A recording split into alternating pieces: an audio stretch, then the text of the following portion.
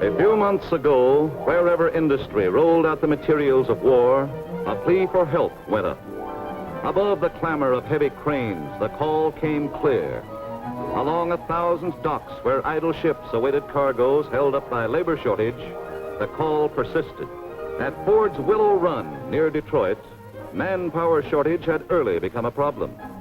From its overworked trackless trains to its assembly line, the need for workers had risen sharply.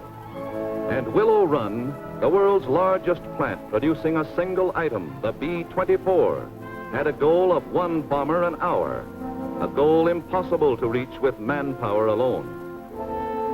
Today, with that elusive goal achieved, Ford pays tribute to the women whose help made it possible, to American women everywhere, whose valor on the industrial front has sped the day of victory.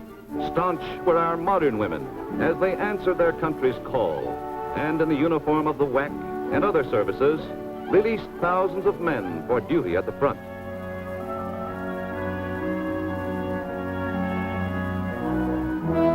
Other uniforms awaited other women, and from the deep blue of the Navy's waves to the pale blue of gas station attendants, they were worn proudly in the service of their country.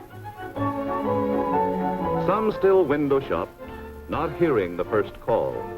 Others played golf, idled golden hours away when every moment was precious. Even domestic duties lost their importance. The call came clear. Wake up, Miss America. Wake up, Mrs. America. Friendly planes may not always cast their moving shadow on you, but planes loaded with evil men and death.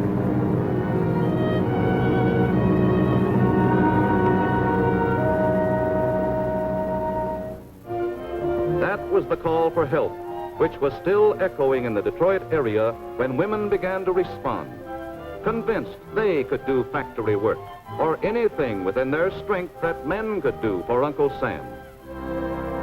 They wore a new badge, a badge not only of courage, but of achievement. These women who had never worked outside their own homes before.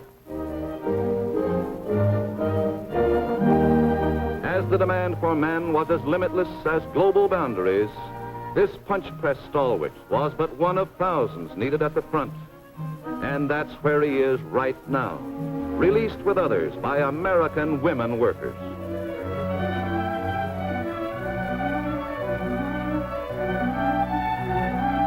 Gradually, the reluctance of husbands to their wives' defense plant jobs relaxed, as such labor became a patriotic privilege.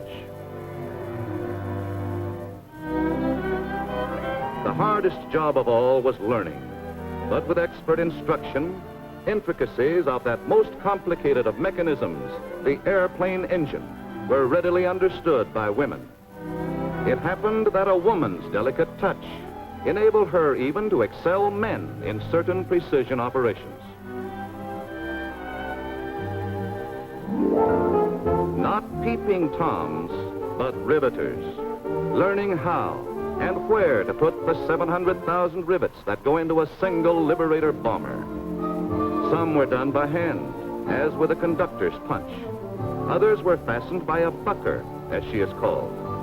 They were as fast as men, if not faster, for rivets are but the buttons of a bomber to hold it together against a speed of nearly 350 miles an hour.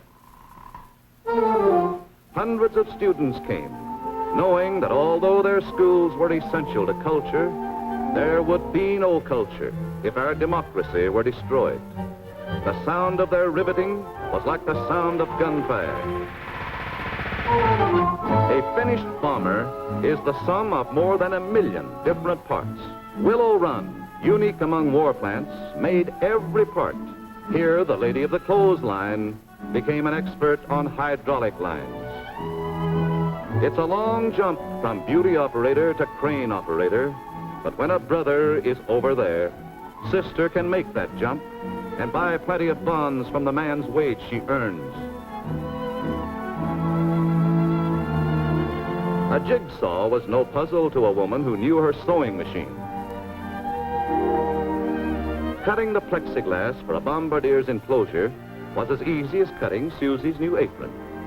On a template, with steam to make a flawless bubble of the plastic crystal, they shaped it in 6 minutes, with a prayer for the boy who would sit in the nose of that plane.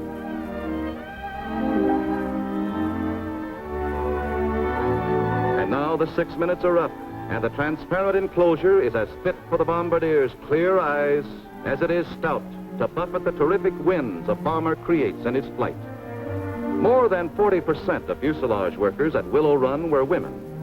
American women, building strong bodies for the planes that would carry their men into foreign skies, shield them on foreign shores. Dietitians supervised the meals which were served the women at cost, and which compared with the best of urban restaurant fare.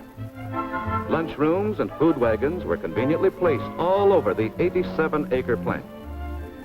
For mental digestion, the training school library provided relaxation and books for study.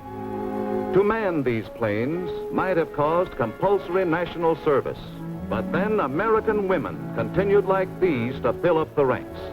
Under the supervision of experts, women installed the wiring which women assembled, while the boys at the front sang a new version of the old song, "The girl I left behind has the job I left behind, and she can have it too, till Johnny comes marching home again." Jigs like these worked as willingly for women as for men.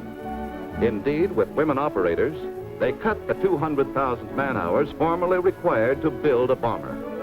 Every one of these giants of the sky was 25% the product of woman's industry, while these mighty 1,250 horsepower engines were equally the product of fair and competent hands. A new kind of sewing bee for the ladies, a new kind of club that has been felt in Berlin and Tokyo.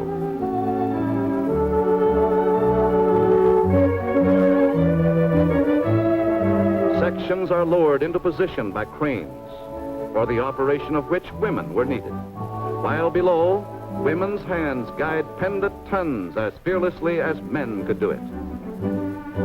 The entire tail section is positioned and so nicely fitted that the finished plane will lift not only its own weight and its crew, but several tons of lethal eggs to drop with deadly accuracy on the foe.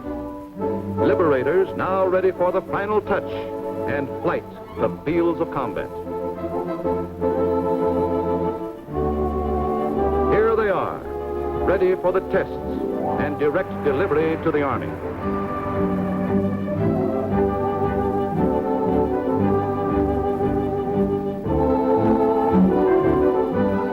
Straight from the liberty-loving hands of American men and women, these ships carry a nation's hopes and an enemy's fears. Made in a free nation, they fly in free skies, while from endless assembly lines, ever more and more liberating eagles take to the air, till the global skies are darkened by their mighty wings.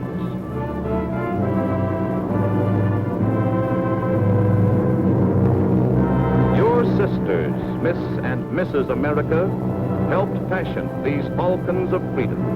Brother, husband, sweetheart, son may march up hostile shores under a canopy of liberators.